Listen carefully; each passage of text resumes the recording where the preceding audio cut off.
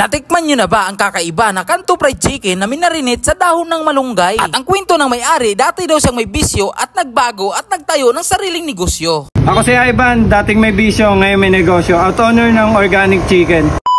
So yun mga boss, padayo nga pala kami ni Boss Bullet sa Triumph Taguig at para tikman ang kakaiba na Kanto Fried Chicken. At isipin nyo naman mga boss kung bakit sila kakaiba, dahil yung manok minarinate nila sa dahon ng malunggay. At located nga lang sila dito sa Mayor Tanyag Street at gilid lang sila dito ng Jollibee at malapit sila sa pilahan ng tricycle. At napakamura ng paninda niya dito, sa halagang 35 pesos. Meron ka na ditong isang pirasong manok at may kasama ng Java rice. Kung gusto mo naman na solve ka, meron din sila ditong 55 pesos, may 2 pirasong manok ka na at may kasama pang Java rice. Ako si Ivan, dating may bisyo, ngayon may negosyo. Out owner ng organic chicken. Nabuo ko nga pala to last month lang, yung organic chicken. Inspired to sa Only Wings and then Kanto Fried Chicken business.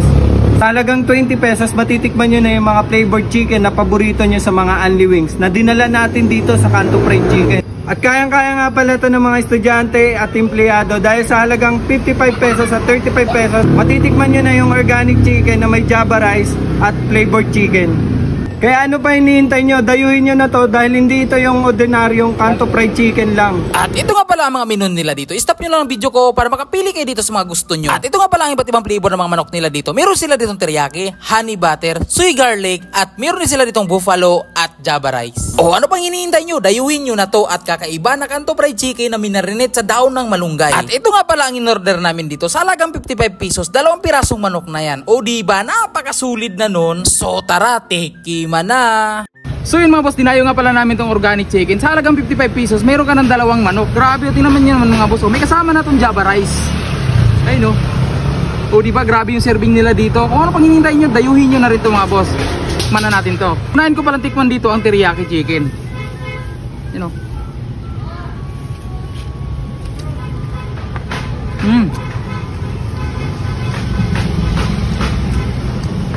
Damay mo yung lasa ng malunggay, saka crispy ng manok, ang lambot pa, saka wala na siyang buto. No? Dito mo lang kain. Kanin.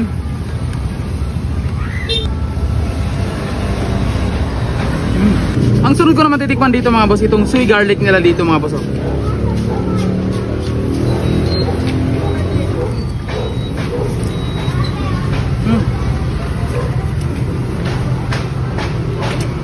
Sarap din yung lasa ng ano crispy. Tawa natin kanin.